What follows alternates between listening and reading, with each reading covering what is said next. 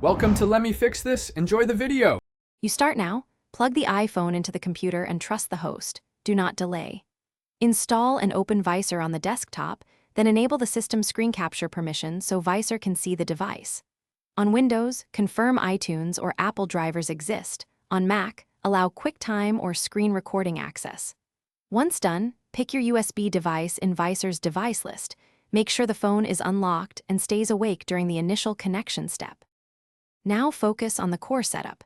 Select the iPhone inside Vysor, then pick a streaming profile, balanced for smoothness, high quality for detail. Enable microphone forwarding if you need audio and allow touch control to interact where supported. If latency matters, keep the USB tether active instead of Wi-Fi. That lowers lag significantly. Make sure to close background apps on the phone, disable auto lock temporarily, and set resolution to 700. Finish by verifying audio and touch input work, then record or present from Vysor as required. Save your preferred settings as a profile for next time. If the stream drops, replug the USB, reassert trust on the phone, and restart Vysor.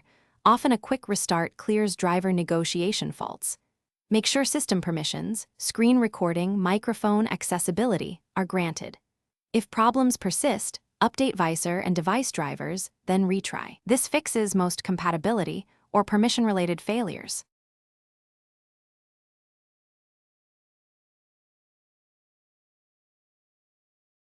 Thanks for watching. If you found this helpful, don't forget to like and subscribe.